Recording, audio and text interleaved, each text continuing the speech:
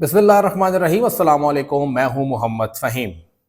दो बड़ी बातें हुई हैं और उन दोनों पर बात करना इंतहाई ज़रूरी है। पहली बात तो ये कि पाकिस्तान तहरीक इंसाफ को अब अपने अंदर से ही गद्दारों का एक खौफ सामने आ गया है और पाकिस्तान तहरीक इंसाफ जो कि दो धड़ों में बढ़ चुकी है। एक जानिब उमर अयूब साहब हैं, यानी खैबर पख्तूनख्वा की जो पीटीआई है, और दूसरी जानिब शाह महमूद कुरैशी साहब जो कि आप कहते हैं पंजाब की पीटीआई है, उनका मुकाबला है। क्योंकि पीटीआई खैबर पख्तूनख्वा में आज भी उतनी ही मजबूत है जितनी पहले थी, बल्कि उससे ज्यादा मजबूत हो गई है। तो इस वजह से दूसरी साइड को थोड़ा कमजोर देखा जा रहा है और मसाइल उनके सामने आ रहे हैं।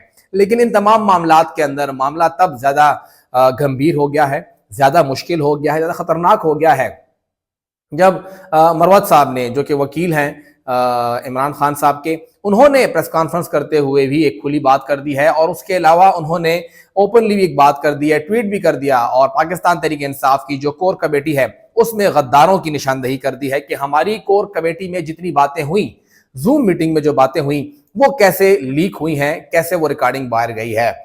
उनका ये एतराज बिल्कुल दुरुस्त है और बहुत से कोर कमेटी के मेंबरान इस बात के ऊपर नाराज भी हैं कि हमारी बातें तो बिल्कुल भी सिक्योर नहीं है।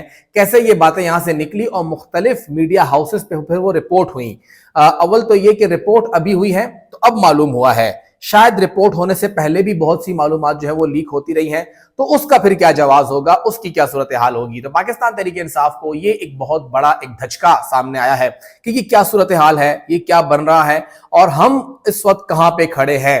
हमारे अंदर से ही लोग हैं जो कि मालूमात बाहर लीक कर रहे हैं और क्योंकि खैबर पख्तूनख्वा का और पंजाब का ही सारा टाकरा चल रहा है, तो अब कुरैशी साहब वहां पे गिरफ्तार हो गए हैं, तो वो मामलात वहां पे आ रहे हैं और एक दूसरे पे इल्जाम लगा। उन्होंने किसी का नाम नहीं लिया, मरवत साहब ने किसी का भी नाम नहीं लिया, 3 लोगों का जिक्र हुआ और फिर वहां से सेनेटर जो फैसल इलियास साहब हैं उनका जिक्र सामने आया कि जी वो इसमें शामिल हैं।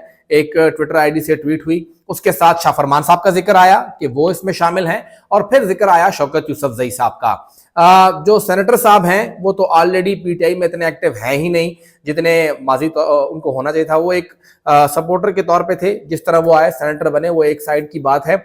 लेकिन बात यह है कि शौकत यूसुफजई और सेनेटर साहब दोनों कोर काबीना के, जो उनकी कोर कमेटी है, उसके मेंबर नहीं हैं। एक बात तो यहां पे ये गलत साबित हुई कि आप इन तीनों पे इल्जाम लगा रहे हैं, 3 में तो 2 वहां पे हैं ही नहीं। दूसरी बात यह है कि शौकत यूसुफजई साहब बड़ी ट्रिकी गेम खेल के वो पाकिस्तान से बाहर निकले हैं। उन्होंने थोड़ा बहुत मुलाकातें की और राब्ते किए और परवेज खटक साहब को ये बावर कराया कि वो उनके साथ जा रहे हैं और उसी का फायदा उठाते हुए वो बताया ये जा रहा है कि पाकिस्तान से बाहर हैं। उन्होंने कुछ फोटोज भी शेयर किए, उमरा के भी और यूके में तो शायद पुरानी फोटोज हैं, डॉज करने के लिए शेयर की होंगी उन्होंने। तो अगर वो पार्टी के अंदर गद्दार के तौर पे होते तो जिस दिन पीटीआई पार्लियामेंटेरियन लॉन्च हो रही होती तो वो वहां होते। और एक और चीज ये कि उनके अखबार को खैबर पख्तूनख्वा में बंद कर दिया गया है। वो अखबार जो 9.5-10 साल तक इश्तिहारात भी लेता रहा, मराद भी लेता रहा, तब किसी को यह ख्याल नहीं आया कि ये 2 नंबर है या खराब है या इसका डेटा ठीक नहीं है। आज जब वो पाकिस्तान तहरीक इंसाफ पार्लियामेंटेरियन को ज्वाइन करने की बजाय छोड़ के जा रहे हैं तो तब ख्याल आया कि ये तो गलत है, इस अखबार को तो बैन करना चाहिए, तब वो बैन हुए। अगर वो मुखालिफिन से मिले होते तो उनका अखबार कभी बंद ना होता। ये सबसे एक आसान मिसाल है इसकी समझने की कि उसके अखबार को बंद कर दिया गया है और उसकी डिक्लेरेशन कैंसिल हो गई है। अगर वो मुखालिफिन से मिल रहे होते तो इस तरह खुलेआम जो बाकी फिर रहे हैं वैसे ना फिर रहे होते, वो गायब होके तभी बाहर गए हैं कि उनके लिए मसाइल है। उन्होंने ऑलरेडी कह भी दिया कि मैं तो कमेटी का मेंबर ही नहीं हूं। तो ये दोनों तो साइड पे कर लीजिए। शाह फरमान साहब ये सब जानते हैं कि उनके ऊपर बहुत ज्यादा प्रेशर है। उनको कहा जा रहा है कि वो परवेज खटक साहब को ज्वाइन करें और कहां कहां से कहा जा रहा है ये सब जानते हैं। लेकिन इसके बावजूद वो इमरान खान साहब के साथ ही खड़े हैं और आज भी वो खान साहब के साथ ही खड़े हैं। गो के वो कोई खास पसंदीदा शख्सियत नहीं है पीटीआई पेशावर या पूरी पीटीआई खैबर पख्तूनख्वा के लिए। शाह फरमान साहब कभी भी पसंदीदा शख्सियत नहीं रहे हैं, उन्हें वो नहीं पसंद। ना तो वो हल्के की सियासत करना जानते हैं, ना वो वहां पे जीत सकते हैं। वो 2 बार जिस तरह एमपीए बने वो सिर्फ इमरान खान साहब का नाम था। हमेशा लोग उनसे खफा थे, हमेशा उनसे लोग नाराज थे और यही वजह थी कि उन्होंने 2 हल्कों पर इलेक्शन लड़ा 2018 में और इतनी तेज हवा होने के बावजूद वो एक हल्के से हार गए।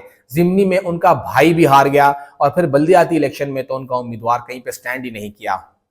तो ये जो सूरत हाल है वहां पे उन्हें मालूम है कि वो दोबारा इलेक्शन वैसे भी नहीं लड़ सकते, उनका भाई हार चुका है, तो क्यों ना एक ब्रेक ले ली जाए। तो उन्होंने अपना वीडियो बयान जारी करते हुए ये कह दिया है कि वो वक्ती तौर पे या किसी वक्त के लिए वो पार्लियामानी सियासत में हिस्सा नहीं लेंगे, पीटीआई के साथ खड़े रहेंगे। इस बंदे के ऊपर जितने मेरी मालूमात हैं, दबा के प्रेशर्स हैं, दबा के कहा जा रहा है, जो कुछ इन्होंने गवर्नर हाउस में किया वो सब इनको दिखाया भी गया, आपने सब कुछ किया है, इस तरह कुछ किया है, ये सब कुछ हुआ है। उस पर उन्होंने कहा कि ये खामोशी ठीक है लेकिन मैं खान को छोड़ूंगा नहीं। तो वो खामोश हैं, हाँ एग्रेसिवली खान के साथ नहीं है लेकिन वो खान को छोड़ भी नहीं रहे हैं। तो इसलिए पाकिस्तान तहरीक इंसाफ के अंदर ये जो चहमगोइयां हैं कि जी ये बंदा गद्दार है, वो बंदा गद्दार है, ऐसा कुछ नजर नहीं आ रहा है। इन तीनों के ऊपर नाम लेना गलत है, लेकिन है ना कोई बंदा जरूर अंदर, कोई ना कोई बंदा मौजूद है जो कि कोर कमेटी की सारी बातें बाहर निकाल रहा है, और बातें बाहर निकली हैं तो पीटीआई को अब ये खुद ही देखना होगा कि कौन है जो कि पीटीआई के अंदर की मालूमात सारी बाहर निकाल रहा है। और खैर जो बातें होती हैं, इतना और कितना नुकसान पहुंचेगा पीटीआई को, जितना पहुंचना है वो पहुंच गया। लेकिन जो शेख अकबर मरवत साहब हैं, शेर अफजल मरवत साहब, वो कह रहे हैं कि मेरी जान को ख़तरा है, तो उनके लिए सिक्योरिटी बहुत ज़रूरी है कि वो सिक्योर रहें। लेकिन उनकी जानिब से इतना लाउड एंड क्लियर होकर आना मेरा ख्याल है ये भी पीटीआई के लिए नुकसानदेह होगा। तो जो सूरत हाल बन रही है, नाम ना लीजिए, लान तान ना कीजिए, अगर नाम लेना ही है तो कुछ सोच समझ के लीजिए। शहरियार साहब ने बाद में फिर ट्वीट की कि जी मुझे तो जिसने जिस तरह भेजा मैंने ऐसे ट्वीट कर दिया। ऐसा नहीं होता, आपके पास जो मालूमात आती हैं आप उसकी तस्दीक किया करें।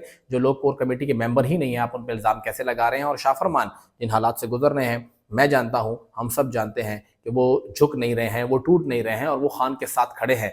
तो इससे बढ़ के और कुछ नहीं होता कि आप इंतहाई मुश्किल सूरत हाल में भी इमरान खान साहब के साथ खड़े रहें।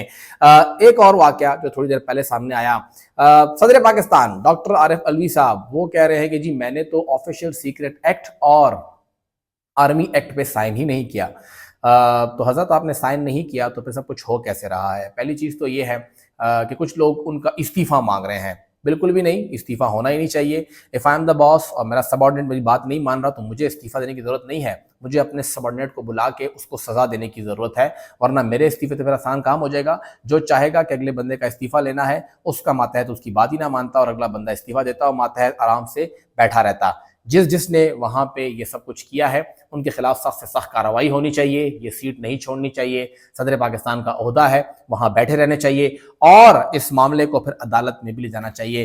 किसके कहने पे ये सब कुछ रुका, किसके कहने पर ये केस रोका गया और फिर ये नोटिफिकेशन हुआ। अगर तो साइन हुआ है और कहते हैं मैंने नहीं किया तो फिर किसने किया है, कैसे हो गया है। और ऑटोमेटिक बिल जो है वो एक्सेप्टेंस का भी जो तरीक़ाकार है अगर वो भी फॉलो हुआ है, जो भी हुआ है, जो भी से मुलविस है उनके खिलाफ कार्रवाई होनी चाहिए। ना कि सदर पाकिस्तान से इस्तीफा मांगा जाए कि आप इस्तीफा दीजिए क्योंकि आपका मातहत आपकी बात नहीं मान रहा, अपनी बात मनवाएं। अगर आपने इस्तीफा दे दिया और चले गए तो कल को आपके जो बाकी पेशरो आएंगे उनका भी यही हाल होगा कि वो भी बैठेंगे, अगला बंदा उनकी बात नहीं मानेगा तो क्या आप उनसे भी इस्तीफा तलब करेंगे।